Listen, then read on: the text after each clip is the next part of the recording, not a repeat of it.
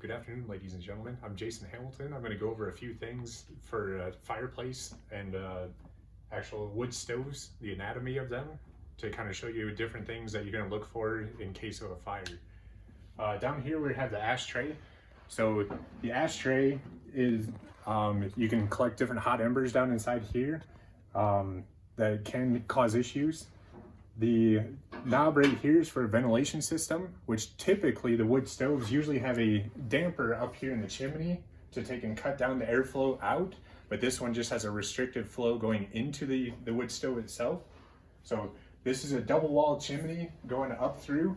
Once it gets up into the ceiling area, it's going to have a triple wall chimney going all the rest of the way through to keep from extorting any heat into the rafter area.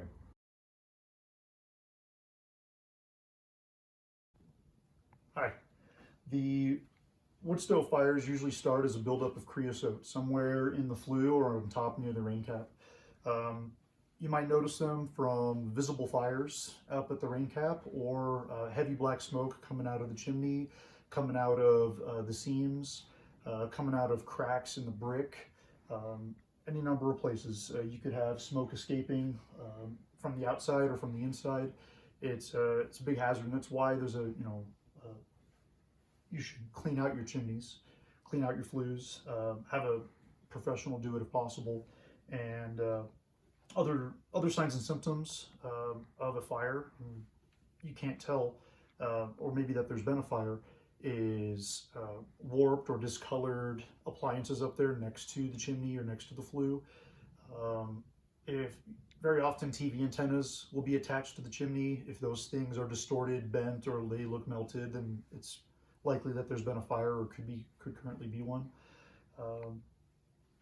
Or creosote pieces or flakes out on the ground outside of the house when you arrive. These are all things to look for when you do your 360. This might have been called in as a structure fire by a passerby or a neighbor, but upon your 360 you'll find out that, yeah, it could be a chimney fire. So that's when you're going to take the necessary procedures to take care of the chimney fire and make sure we don't affect our exposures, or we don't want it to get into the attic, or we don't want it to get to the garage or the neighbor's house for that matter. So that's what we're going to talk about next.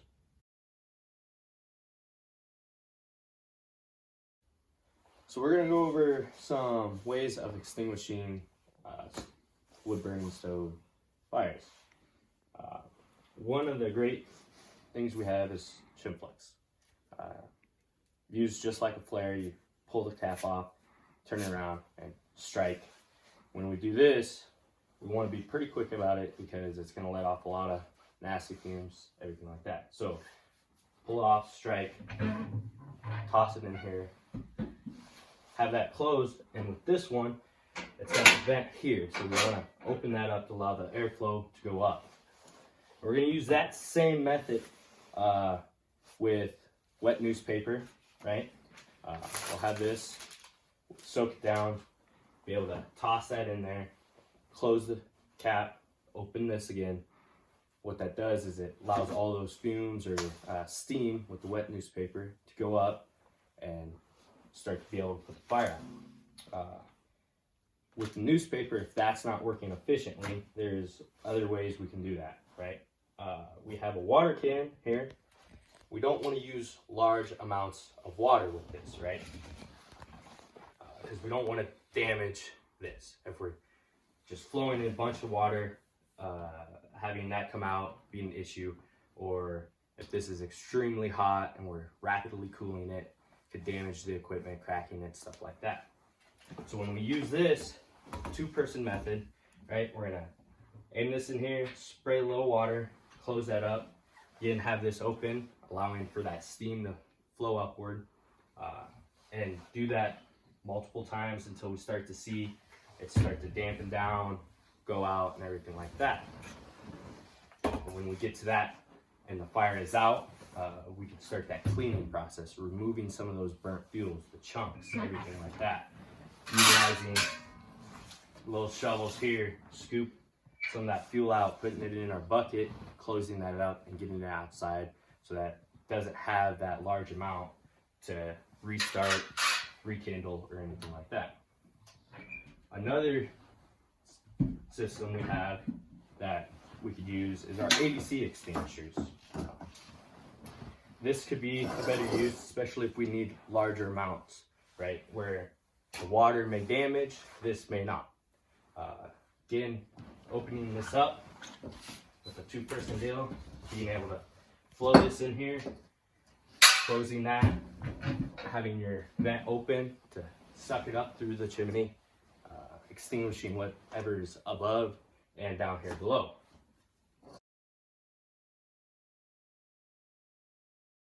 Dispatch, engine 2-4. Go ahead, engine 2-4. On scene 123 Main Street, we've got a small single-story house with a working chimney fire on the Charlie side. I have Main Street Command. Operations will be on TAC 1.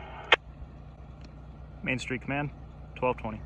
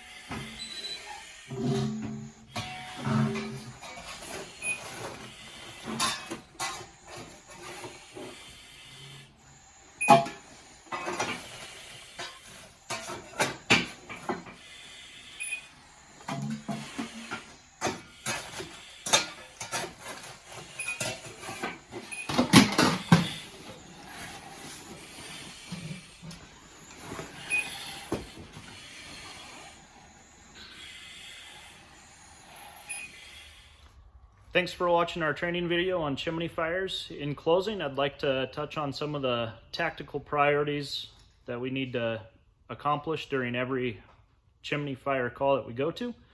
And that's completing a 360, getting a good size up, figuring out what level that fire is on or that fireplace is on, and determining any exposures between the fireplace and the exhaust portion of the system.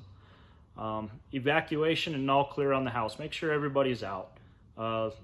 Limit the air going into the fire or the stove so that we have a better extinguishment and better control over that from the start.